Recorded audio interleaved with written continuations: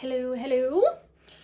All right, we are on hymn 403, Glorious Things of Thee Are Spoken. This is the same as the one we did last week. Tune-wise, it just is different words. In fact, this one might be a little bit more familiar, I think. It's the Haydn tune that we did, so we are just going to sing through this a cappella, I think. And if you don't know the tune, go back to the last video, watch that one, and then come back and do this one. Glorious Things of Thee Are Spoken, hymn 403. All right, ready, and here we go. Glorious things of Thee are spoken, Zion, city of our God. He whose word cannot be broken, formed thee for his own abode. On the rock of ages founded, what can shake thy sure repose? With salvation's wall surrounded, thou mayst smile at all thy foes. See the streams of living waters springing from eternal love. Well supply thy sons and daughters, and all fear of want remove. Who can faint while such a river ever flows? The thirst to assuage, grace which like the Lord the giver never fails from age to age. Round each habitation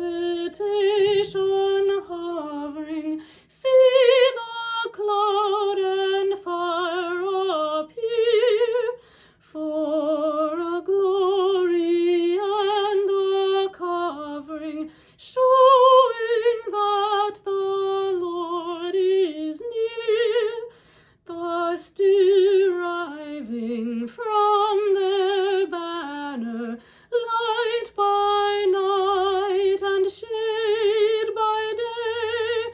Safe they feed upon the manna which he gives them when they pray. Savior, if of Zion city I through grace a member am, let the world deride our pity. I will glory in thy name. Fading is the worldling's pleasure, all his boasted pomp and show. Solid joys and lasting treasure, none but Zion's children know. Yay! I don't know if you could hear on the recording, but even my voice was cracking a little bit as we kind of navigated this. That's probably going to happen more for the women than for the men. But there it is. Don't worry about that. If that happens to you, it's just a sign that either your voice is getting a little bit tired or you're going over what we call the break, which is usually around here for ladies, these pitches, which happen to be the three pitches that are the most sung in this particular hymn. So one thing you can actually do to help get rid of that is the lip bubbles that we've done before.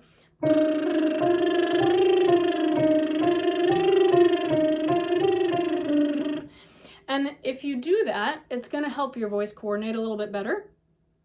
You can also do it so you kind of find where the break is, and I don't know, again, if you're going to be able to hear it super well on the mic, but let's see if I can do it.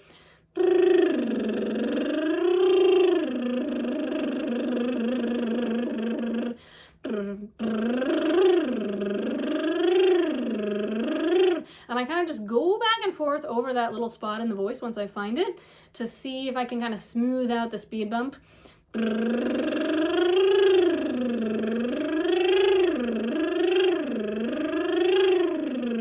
And then when I come to sing, glorious things of thee are spoken, it's a lot easier. So that's a little tip from me to you about singing over the passaggio. If you want the fancy Italian word, it's passaggio. I don't remember what the exact translation is, but it's something about a break. So there you go. Passage? Maybe it's passage. Maybe that's what it is. Like, pathway. I don't know. I'm just making that up based on what it sounds like. Maybe it's a false cognate. Who knows? Anyway, look it up in your Italian Google Translate. All right, friends, there you go. That's 403. Happy singing.